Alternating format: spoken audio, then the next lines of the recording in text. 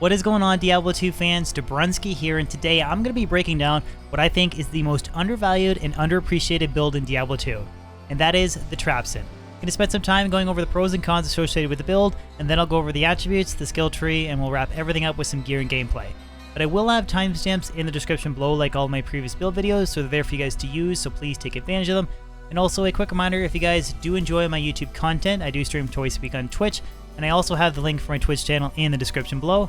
Twitch/Dobrunsky125, so any follows over there on that platform would be very much appreciated. Other than that, guys, hope you enjoyed the video. Let's jump in. My brothers have escaped you.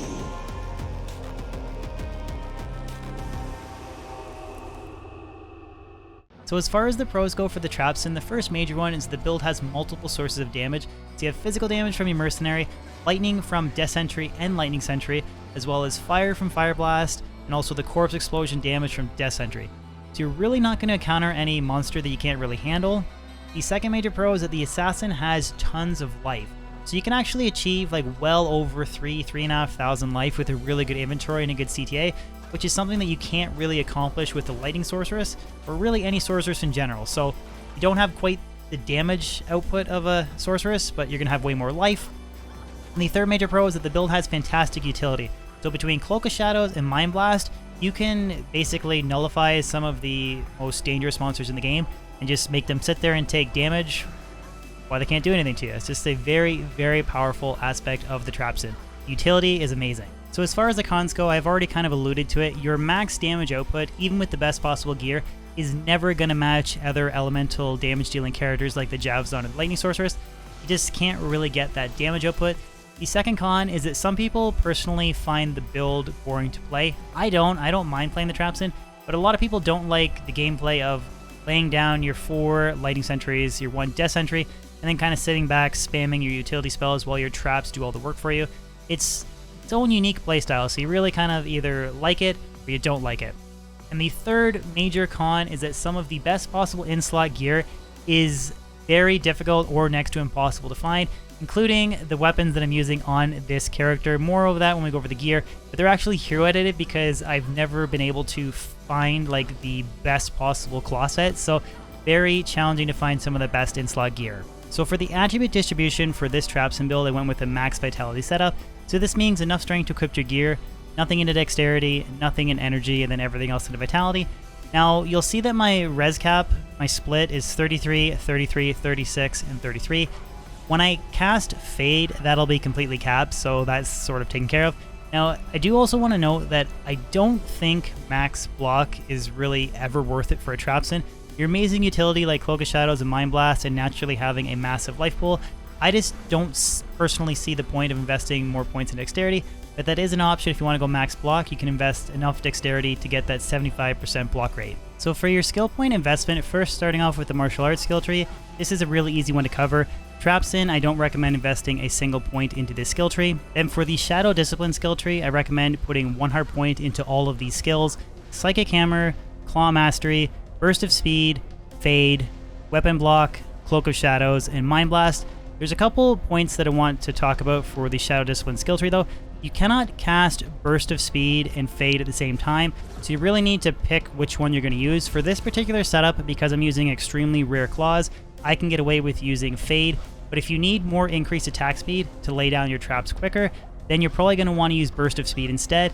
In that scenario, if you're not using claws, putting a point into Weapon Block doesn't really make sense. It's more of an optional skill choice if you plan on going a dual claw setup. And then finally, wrapping everything up with the trap skill tree, I recommend that you put 20 hard points into Death Sentry, 20 hard points into Lightning Sentry, 20 hard points into Charge Bolt Sentry, 20 hard points into Shock Web, and then put all of your remaining points into Fire Blast. You'll notice that I have a level 54 Lightning Sentry with pretty much the best possible gear, which is 1 to 14,000 lightning damage. You can't really get much higher than that, so expect somewhere to be in the range of like 10,000 with good gear, and then up to 14,000 with perfect gear. So for the gear, I want to stress, like I mentioned earlier, that the claws that I'm using are hero edited because they are extremely difficult to find or to gamble for. Now I do have an amazing video linked in the description below. A friend of mine named Sickdoid, he's got a YouTube channel that shows the optimal way that you can actually gamble for these claws. And this feature will actually be improved in Diablo 2 Resurrected because you can refresh the gambling page. You don't need to go back and forth in and out of town to refresh trying to shop for those super really rare claws. So it might actually be a little bit easier to get claws, but I did just recently release a summon necro video where I took sort of a moderate budget approach. You guys gave me a little bit of grief in the comments for not using the optimal setup, so this time I went with optimal. I don't want to hear anything about it if you're saying it's unobtainable, but I will note that there is definitely some more budget options like Hodo and Spirit instead of these dual claws. But let's just jump into the gear. So everything is solo, self-found, and achieved minus these claws. But I have on the main hand a 3 to Traps, 3 to Lightning Sentry, 2 Open Socket, Magic, Raider Talon, that I have an increased attack speed jewel with a 15 all-res jewel. So that gets me 55% increased attack speed, which allows me to lay down traps faster. Increased attack speed is what determines how fast you can lay down traps. Faster cast rate is what determines how quickly you can teleport, if you're running a teleporting variant, which this is. So I want to distinguish between the two. Increased attack speed is how quickly you can lay down traps. FCR is how quickly you can teleport. Now the offhand claw has no increased attack speed. You don't need it in the offhand, but it's just a 3 to Traps, 3 to Lightning Sentry, 2 Open Socket claw that has 2 15 all-res jewels in it. Then I also paired that with a 220 19 all-res circlet for the assassin that I have a Chamron in it for cannot be frozen. You don't want to be slowed down. It's going to negate how quickly you can lay down your traps, so that's why I have a Chamron. And then I have a 210 FCR caster amulet with 58 to life, 12 to mana, and MF. So between this caster amulet, the Mage Fist, and the Arachnid's Mesh, the offhand Spirit, that helps me reach the 102 FCR breakpoint, so I can teleport as quickly as I can. And then on the main end, I can lay down traps as fast as I can with optimal damage. The rest of the gear is just 2 SOJs, again, Arachnid's Mesh, Mage Fist, War Travelers for a little bit extra MF, and then I have CTA and Spirit. Now for the inventory, I have different assorted Trap Lifers, an Annie, and an Amazon Torch, an Assassin Torch, and then I have different assorted Faster Rumwalk mana, and then plain mana Small Charms. That's one thing about this build with 2 SOJs, a Rax, and having all this mana and a 6 Battle Order CTA, you still are going to chew through mana like crazy, so you want to try and buff up your mana pool as much as you possibly can. And then for the Mercenary, I'm using an Act 2 Nightmare Offensive Mercenary, and then he has Treachery, an Ethereal V-Gaze with a Chamron, so it cannot be frozen and Life Leech, and I paired that with the Rumored Infinity and Ethereal Thresher. Unfortunately, this build just doesn't work without Infinity. Again, if you've seen the claws that I'm using, you'll know if you played Diablo 2 a lot that the claws are harder to get than Infinity. But yes, unfortunately, you need this pretty expensive Rumored to make a Trapsin excel. So finally, wrapping everything up with some gameplay, first thing I want to do though before we take on the Chaos Sanctuary is I want to demonstrate some proper ideal trap placement and also why increased attack speed is so important, because that is 2 things I really want to demonstrate. So first, let's do trap placement. So we'll go Eldritch and Shank. Okay, so laying down your traps, you want to try and stack 4 Lightning Sentries and a 5th Death Sentry on top of each other so they all focus fire. So we'll just demonstrate that here now. So 1, 2, 3, 4, and a 5th. So they're all going to work together in unison and attack stuff. That's very important. So now let's do the same thing, but let's split the traps up all over the place. You're still going to do damage. They're just not going to work together in unison. They're just going to attack whatever is closest proximity. So that's the first thing that I want to cover. Next thing is laying down your traps and why increased attack speed is super important. If you're using something like Hodo and Spirit, you really need extra additional increased attack speed. So just to demonstrate that, I'm gonna just throw off one of these claws. So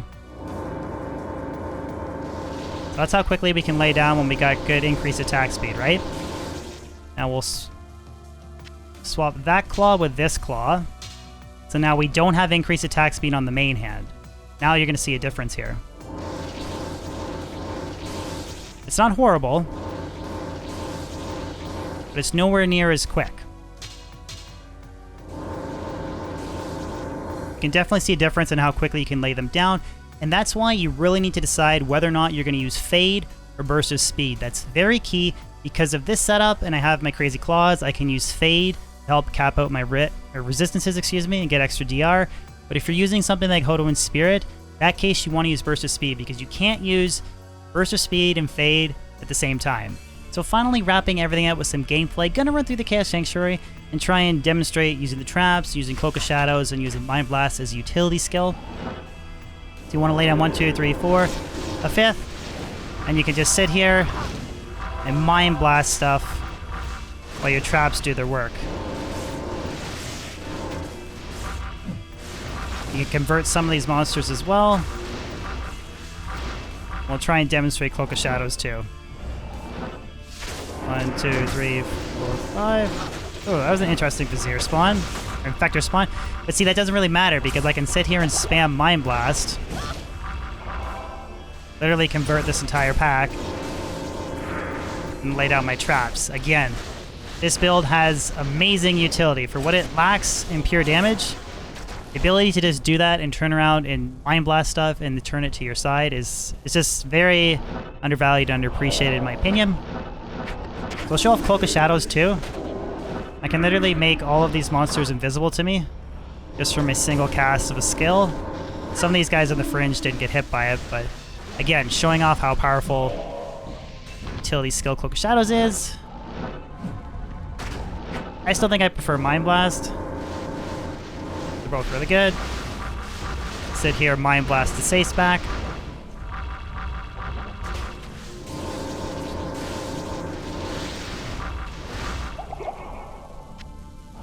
Just sitting there converted.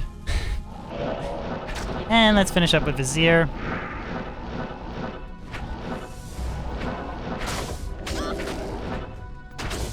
That's Cloak of Shadows. Traps. And this whole time I haven't really had a chance to use it, but you can also use your Fire Blast for a lot of single target damage as well. We'll use that on Diablo. Not even death. Lay down our traps. Sit here and Fire Blast Diablo. Boom. This was players 3, and that's how quickly we took out Diablo. Again, I have some of the best possible gear, but let me know in the comment section below what you guys think. I really do think, while the Trapsin does lack a little bit in terms of raw damage, I think it's a super undervalued and underappreciated character. Well guys, there you have it. That wraps up today's video. Hopefully you guys enjoyed it. Again, just a short one going over the Trapsin, which I really do think is an underutilized character. Again, let me know in the comment section below if you guys would tweak the gear setup any different way. I pretty much think it's optimized for a dual claw setup. I have covered Hodo and Spirit in other previous videos, but hopefully you guys enjoyed the video regardless. And as always, if you guys could throw a like on it, share it, and even consider subscribing if you're new to my channel. I post new weekly content on YouTube, and I do stream twice a week on Twitch. So any follows on Twitch or subs on YouTube would be amazing. Other than that, guys, hope you have a fan-frickin-tastic day, and I'll catch you on my next video or live stream. Peace out.